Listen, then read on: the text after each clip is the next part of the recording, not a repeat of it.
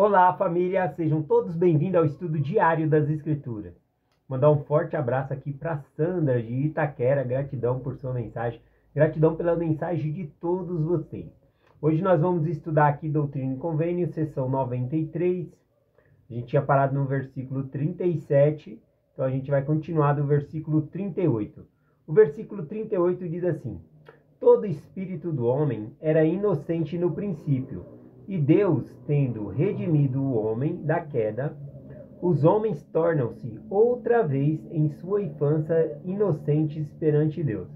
Bom, então aqui fala que quando nós nascemos, nós somos inocentes perante Deus, puros, tá bom? Não temos pecado. Isso mostra porque nós não batizamos criancinhas, porque elas são puras perante Deus.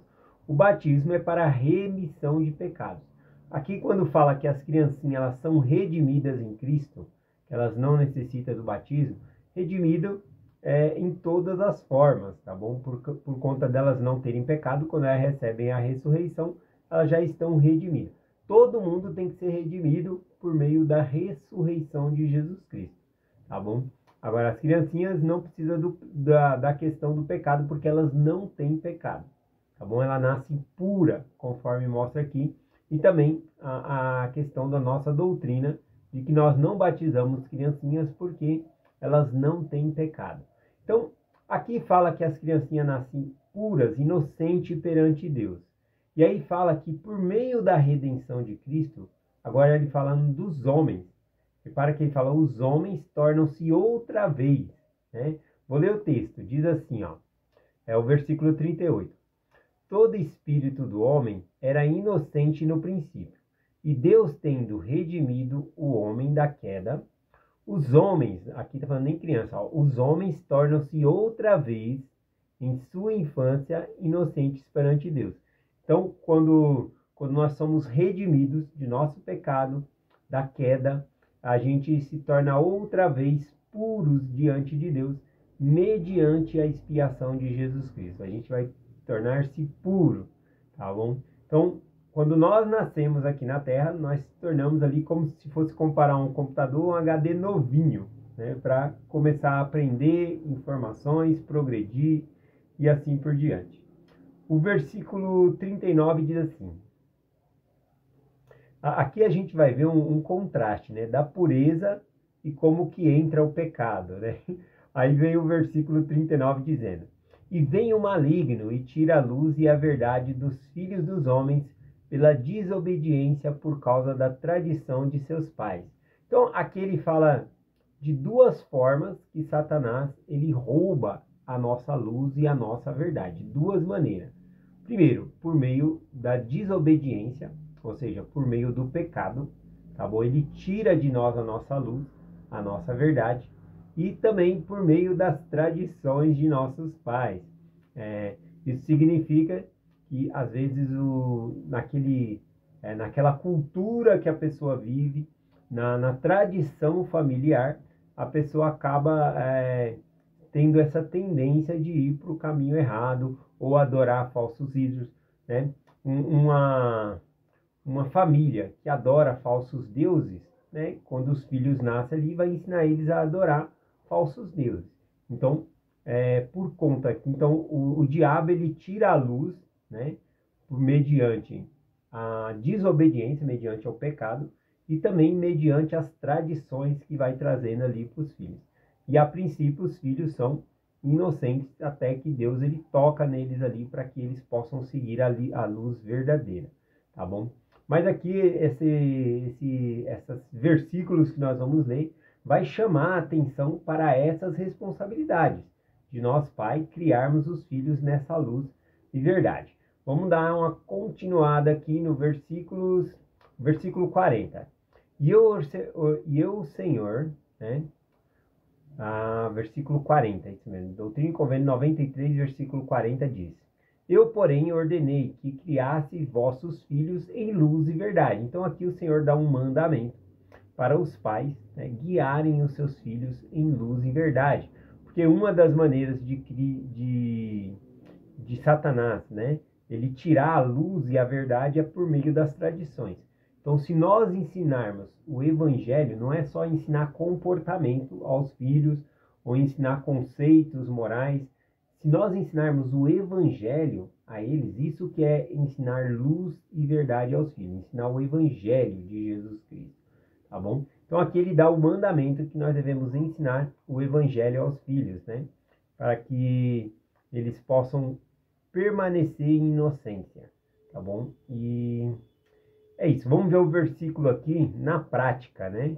Na prática a gente vai ver aqui que Deus ele vai chamar a atenção da liderança da igreja aqui, falando que não adianta a pessoa ser um excelente líder lá na igreja, mas dentro de casa tá uma bagunça, não tá preocupado com a administração, ajudar os outros, mas dentro de casa. E a administração do lar, né?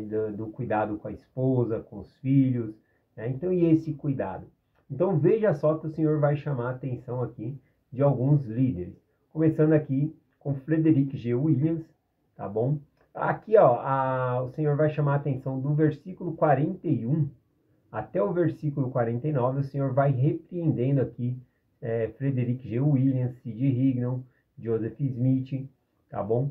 E até que ele vai ampliar essa repreensão para todos nós, porque todos nós temos a responsabilidade de criar nossos filhos em luz e verdade. Vamos lá, o versículo 41 diz assim: Mas em verdade, meu servo Frederick G. Williams, digo-te, continua sobre esta condenação. Qual condenação, né? Versículo 42. Não ensinaste luz e verdade a teus filhos, segundo os mandamentos, e aquele ser maligno ainda tem poder sobre ti, sendo essa a causa de tua aflição. Bom, então aqui fala que a condenação de Frederick G. Williams, né, o erro dele é não estar ensinando a família. Quem é Frederick G. Williams? Ele é o conselheiro do profeta Joseph Smith. Faz parte, né, da primeira presidência ali. E o Senhor está chamando a atenção dele, porque ele não está cuidando da sua própria família, ensinando os filhos em luz e verdade aqui, né? Então, aqui fala que o resultado dele não ensinar, né, que é um pecado, né, aqui o Senhor dá como um mandamento, então torna-se pecado quando nós não fazemos. Então, o resultado dele não ensinar é que o maligno, ele tem poder sobre ele. E olha só que interessante, aqui fala que por causa desse poder do maligno, ele tem sofrido aflições. Vamos para o texto novamente aqui, ó, lá no versículo 42. Não ensinaste luz e verdade a teus filhos segundo os mandamentos. Aquele ser maligno ainda tem poder sobre ti, sendo essa a causa de tua aflição. Existe até mesmo doenças, tá bom, que vêm por conta de desobediência, por conta da influência do maligno, tá bom? Então existe isso. Em alguns casos, nas escrituras, eles até exageravam, né? Falavam, tu tá desse jeito porque cometeu algum pecado, né? Só lembrar lá de Jó, né? Os amigos de Jó acusando Jó de iniquidade pelo que ele estava passando. Nem tudo que nós passamos é por conta de pecado. Existem provas, existem testes da parte de Deus. Existe até mesmo o fato da pessoa estar passando algo somente para que ela possa ganhar um testemunho e ajudar outras pessoas. Ou seja, para consagrar aquela ação que ela teve, aquela aflição que ela teve, porque quando ela vê outra pessoa naquele sentido, ele fala, eu já passei por isso, Deus me ajudou. E aí conversar com a pessoa, vai consagrar a ação. Então tem vários meios da pessoa sofrer a aflição, mas uma delas é por meio do pecado, que o diabo vem ali e aflige a pessoa, tá bom? E algumas vezes nas escrituras a gente vê que algumas curas que Jesus Cristo fez, ele primeiro curou ali o pecado, né? Ele falou, perdoados são os teus pecados.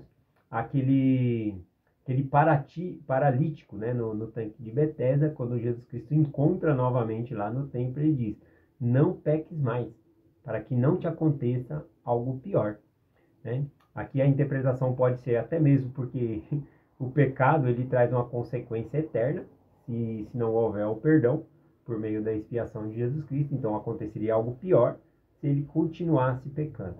E também dá uma intenção ali dizendo que a aflição que ele tinha era por conta daquele pecado que ele adquiriu aquela doença, tá bom?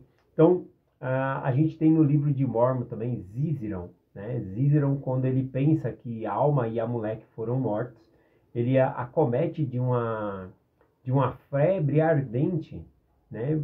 E ele fala que essa febre ardente, essa doença, era por conta dos seus pecados, por conta que Alma e Amaleque foram mortos, mas Alma e Amaleque não tinha sido morto, né?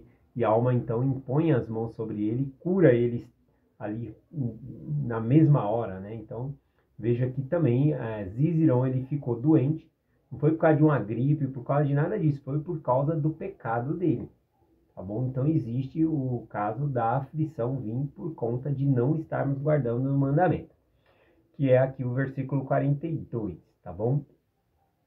O versículo 43, deixa eu ver aqui, versículo 43. Bom, aqui vai dar a solução para o pecado, né? Muitas vezes a gente pode pensar, a solução é orar. A solução, sim, a gente devemos orar, e no final do estudo de hoje vai falar sobre orar sempre, tá bom? Mas nem tudo é orar. Por exemplo, ele está em pecado, vou ficar orando, Senhor, me perdoa, e não fazer nada? Não, ele tem que corrigir o que fez de errado. Ele tem que buscar ao Senhor. Ele não estava ensinando seus filhos? Bora fazer reunião familiar, bora chamar os filhos, ensinar luz e verdade, ensinar o Evangelho de Cristo. Então aqui no versículo 43 ele continua chamando a atenção aqui de Frederick G. Williams, dando a solução agora, né? Dizendo assim, agora te dou um mandamento.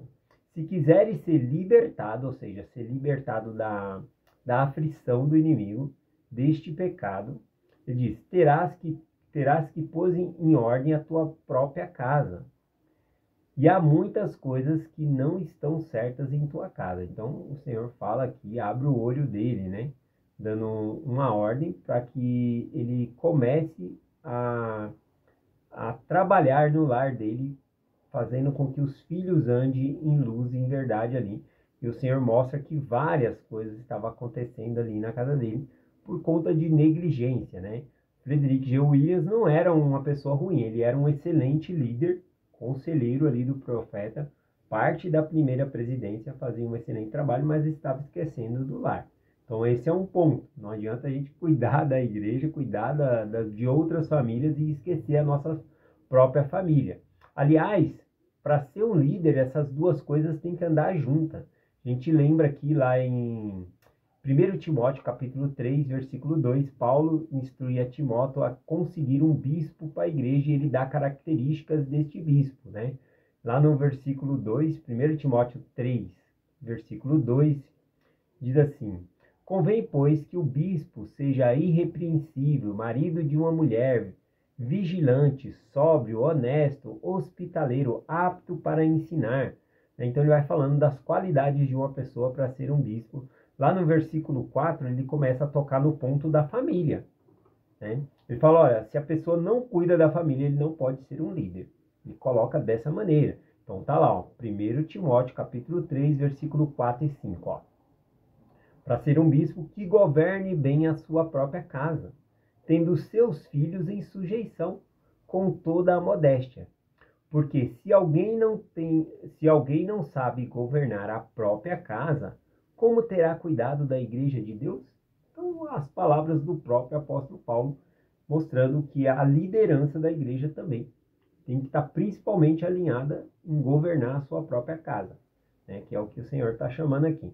Aqui no versículo 44, ele chama a atenção aqui de mais um líder, Sid Higdon, o outro conselheiro aqui na primeira presidência, né?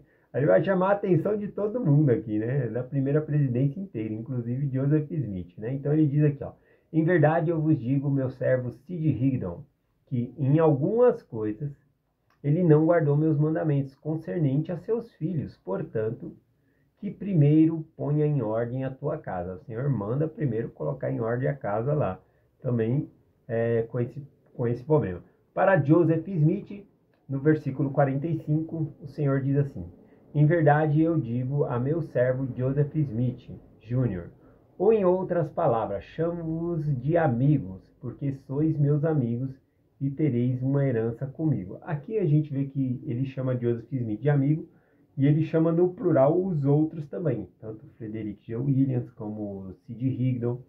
Ele chama de amigos, que é uma maneira mais íntima, mais próximo de chamar ali a atenção deles também, tá bom? Aí então, ao chamar eles, né, dessa maneira, né, a gente vendo aqui que o Senhor está chamando a atenção, né, de Joseph Smith, então mostra que até mesmo o profeta de Deus não escapa. Quanto mais nós devemos ouvir essa repreensão, até mesmo desejar essa repreensão, para saber o que nós estamos errando, para que nós possamos consertar, tá bom? Então, ser amigo do Senhor não significa ser perfeito, mas ouvir, né, a repreensão que ele dá e mudar.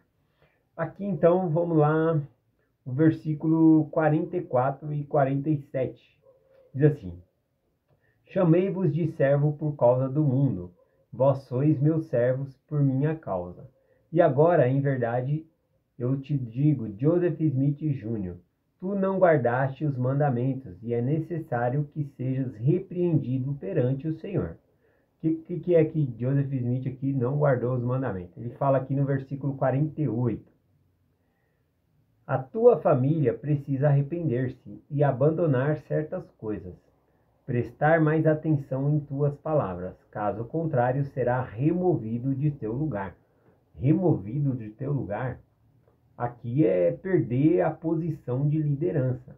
Aqui o Senhor também falou de família. É perder a posição na família também, né? Aquele papel que nós exercemos, não muito papel, né? A posição que Deus nos dá, o título que Ele nos dá de pai, então nós devemos exercer a função de pai. O título que o Senhor nos dá de mãe, exercer a função de mãe, né? O chamado, o ofício que você recebe na igreja, o chamado, exercer aquele chamado, tá bom? Para que Deus ele não te remova do seu lugar. Então, tem todas essas aplicações aqui. E no caso aqui, ele está falando que a família de Joseph Smith, eles precisam prestar mais atenção no que Joseph Smith está falando. Ele é um profeta de Deus. Às vezes a gente está ali, é o pai, né? É a mãe. Alguns até falam, santo de casa não faz milagre. Não, a gente tem que aprender por meio de nossos pais, tá bom? Até Cristo falou, né? O profeta, né? O profeta não tem honra em sua própria casa, né? Na sua própria nação. Sempre esperando de fora. Os de fora o pessoal dava ouvido, mas os de dentro não, né? Então ele fala, o profeta não tem honra em tua própria pátria. Bom, então aqui a gente tem que quebrar esse paradigma, porque o Senhor está falando aqui que a gente tem que ouvir o profeta, aqui no caso era a família dele, se arrepender e prestar atenção nas palavras. Igual os filhos devem prestar atenção nas palavras de seus pais. Último, acho que foi o último aqui que eu li, o 48. Eu peguei uma frase aqui, eu quero que vocês vejam quem foi que disse essa frase aqui. Vou compartilhar com vocês. Foi dito assim: a salvação é um assunto individual, mas a exaltação é um assunto de família. Quem disse essas palavras, né? Porque aqui a gente está falando dos pais ensinar os filhos, os líderes são chamados a atenção a cuidar da sua própria família. E aí é necessário ter essa frase, que a salvação é individual. Tudo bem, mas tem que ensinar. Se eles não querem obedecer, é com eles, né? Igual Lamã e Lemuel lá, Leí ensinou a todos. Lamã e Lemuel não quiseram seguir. Então a salvação é individual, mas a exaltação é uma questão familiar. Quem disse isso? Quem falou foi o profeta, né? O profeta Nelson, né? Ele falou na conferência aqui de abril de 2008. Qual é o significado, né, dessas palavras, né? Ele enfatiza que a salvação é uma escolha e responsabilidade pessoal de cada um, enquanto a exaltação, ou seja, a vida eterna e exaltação divina, é uma conquista junto com a família, né? Que interessante.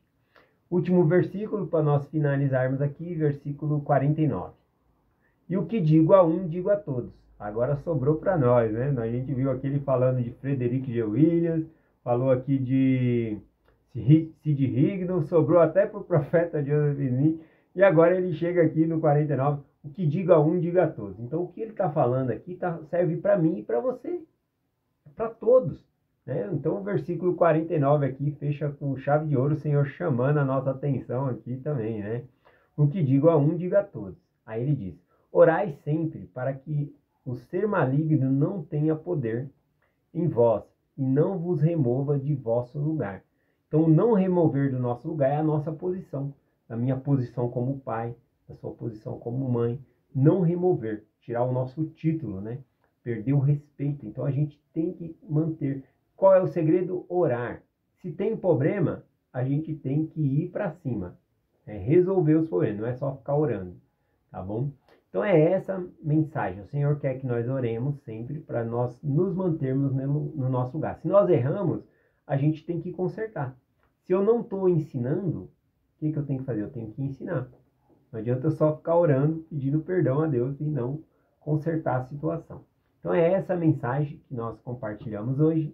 Em nome de Jesus Cristo. Amém. Até amanhã.